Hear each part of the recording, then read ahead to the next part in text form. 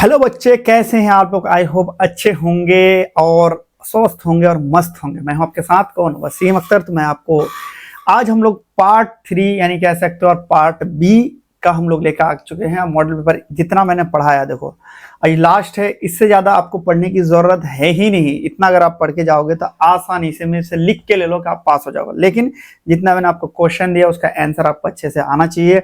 और जब आप एग्जाम हॉल में पूछेंगे, अरे यार ये तो बच्चा सा क्वेश्चन था, ऐसे लिखो, इतना मजा आएगा, इतना मजा आएगा, इतना मजा आएगा, पूछो मत।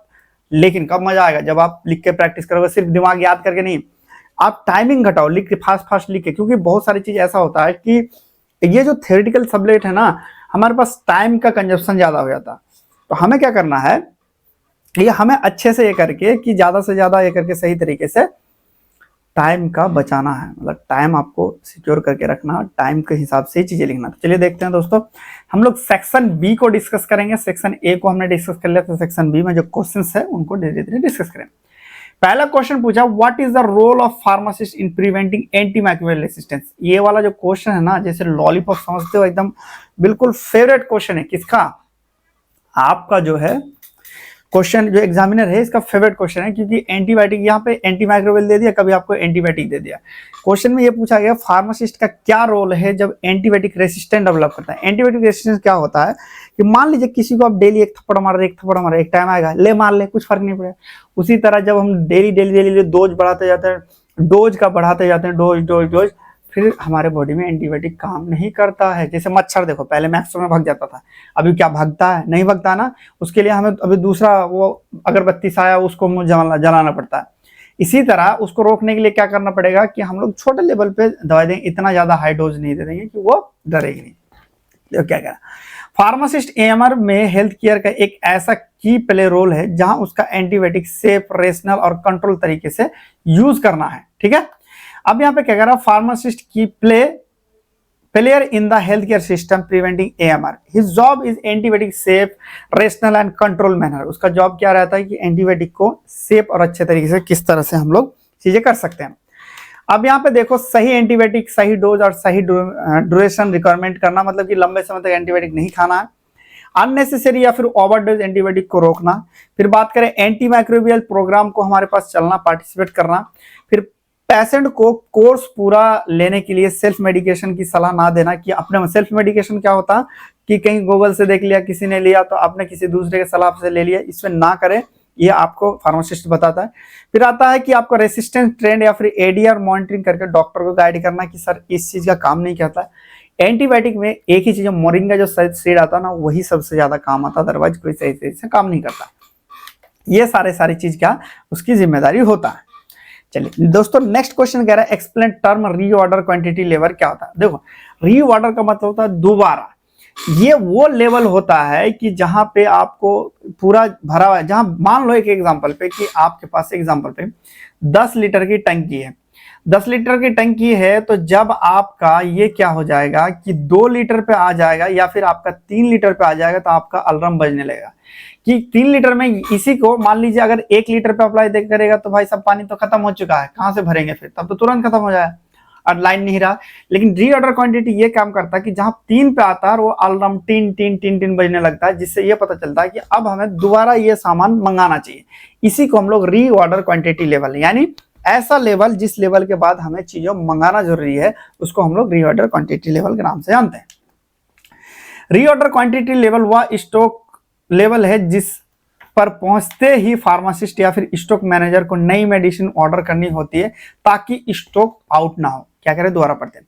रीऑर्डर क्वांटिटी लेवल वह स्टॉक है जिस पर पहुंचते ही फार्मासिस्ट या फिर स्टॉक मैनेजर को नई मेडिसिन ऑर्डर करनी पड़ती है ताकि स्टॉक आउट ना हो। Reorder quantity level is a stock level at which the pharmacist or stock manager has to order new medicine as soon as they reach them so that here is no stock out। चलिए next क्या कह रहा है, जब inventory में एक सुनिश्चित minimum level पर आ जाती है और उसे रीऑर्डर कहते हैं, और यही वो पॉइंट है जहां पर फ्रेश ऑर्डर करना जरूरी होता है ताकि सप्लाई आपका कंटिन्यूसली चलता रहे। चलिए अब इसको इंग्लिश में देखा जाए, when inventory reach the certain minimum level, जैसे कि मैंने आपको बताया 10 लीटर का टैंक है, जहां 3 लीटर पे आ जाता है, तो आपको क्या करता है कि आपको टिंग टिंग टिंग टिंग बजाता है, और उसी को ही हम लोग रीऑर्डर क्वांटिटी लेवल के नाम से जानते हैं। नेक्स्ट क्वेश्चन पूछ रहा है what are the advantage of hospital pharmacy. Hospital pharmacy का एडवांटेज क्या होता है?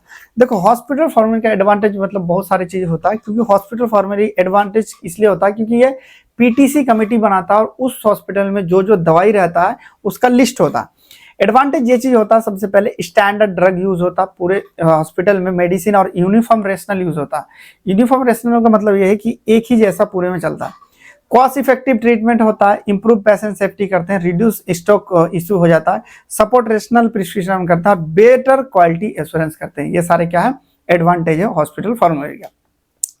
अब देखते हैं define clinical pharmacy, list it's daily activity. इसमें कह रहा है कि आप बताइए क्लिनिकल फार्मेसी और लिस्ट बताइए डेली एक्टिविटी का। ठीक है, सबसे पहले यहाँ पे देखा जाए क्या कह रहा है। क्लिनिकल फार्मेसी वह ब्रांच है जिसमें फार्मासिस्ट डायरेक्टली पेशेंट केयर में पार्टिसिपेट करता है ताकि मेडिसिन सेफ, इफेक्टिव और रेशनल यूज सुनिश्चित कर सके। क्या? क्लिनिकल फार्मेसी वो ब्रांच है जिसमें फार्मेसी डायरेक्ट पेशेंट केयर में इन्वॉल्व होता है ताकि मेडिसिन को सही तरीके से इफेक्टिव और सही यूज दे सके। फोकस के बारे में बात करें तो ये क्या करता है? ड्रग ऑप्टिमाइजेशन, पेशेंट आउटकम और मेडिकेशन सेफ्टी पे काम करता है। Clinical pharmacy is a branch of pharmacy. Pharmacists directly participate in patient care to ensure safe, effective, and rational use of medicine. The focus on drug optimization, patient outcome, and medication safety. ये सारी चीज इस पर depend करता है। अब daily activity के बारे में देखा जाए क्या होता है। मेडिकेशन को रिव्यू करना, यहाँ पे थेरेपेटिक ड्रग मॉनिटरिंग करना, पेशेंट काउंसलिंग करना, पार्टिसिपेट और राउंड में करना, जैसे डॉक्टर के साथ राउंड लगाकर थेरेपेटी में डिस्कस करना, एडीआर मॉनिटरिंग करना, जैसे साइड इफेक्ट और इफेक्ट को डिटेक्ट करना, ड्रग इन्फॉर्मेशन मतलब डॉक्टर और नर्स को साइंटिफिक ड्रग इन्फॉर्मेशन देना, मेडिकेशन रिकॉन्सिलेशन करना, जैसे कि एडमिशन करना, ट्रांसफर करना, डिस्चार्ज करना, वेरीफाई करना। ये सारे क्या आता है? ये आपका डेली एक्टिविटी रहता है। ठीक है, इसका 50% भी याद कर लो, काम चल जाएगा, लेकिन याद जरूर करना। नेक्स्ट देखते हैं। नेक्स्ट कह रहा है what is the significance of thyroid function test. जब हम थायराइड फंक्शन टेस्ट करते हैं तो क्या इसका महत्वपूर्ण रहता है? देखो थायराइड फंक्शन जिसमें हम TSH, T3, T4 बॉडी की मेटाबॉलिज्म, ग्रोथ और एनर्जी बैलेंस और एसिस्ट करने के लिए बहुत इंपॉर्टेंट होता है। देखो मेनली अगर इंपॉर्टेंट देखें क्या क्या होता है, सबसे पहले इसमें TSH करते हैं। TSH में हमें पता चलता है अगर हाई TSH तो हाइपरथायराइडिज्म हो जाए, हाई TSH है इसका मतलब लो हाइपोथायराइडिज्म हो, और लो TSH है मतलब कि हाइपरथायराइडिज्म हो जाए। T3 T लेवल के बारे में बताता है कि ये थायराइड ग्लैंड की एक्चुअल हार्मोन प्रोडक्शन को बताते हैं। लो लेवल अगर हो तो हाइपोथायराइडिज्म हो, हाई लेवल होता है हाइपरथायराइडिज्म यहाँ पे होता है। डायग्नोसिस के बारे में देखा जाए तो ये गॉइटर, यहाँ पे थायराइडिज्म, ग्रेव डिजीज या फिर इस तरह से डिटेक्ट करने में मदद करते हैं। मॉनिटरिंग के बारे में बात करें तो ये क्या करता है, मेडिसिन जो होता है एंटी थायराइड ड्रग या फिर एडजस्ट करने में इसका यूज करते हैं। मेटाबॉलिक इंपैक्ट आता है, क्या वेट चेंजेस होता है, फैटिक होता है, ये सारे क्लिनिकल सिग्निफिकेंस आपको लिखना है, 1-2 पॉइंट भी पता होना चाहिए। और भी आपको डिटेल में पढ़ना है तो आप हमारे ऐप को डाउनलोड कर सकते हैं।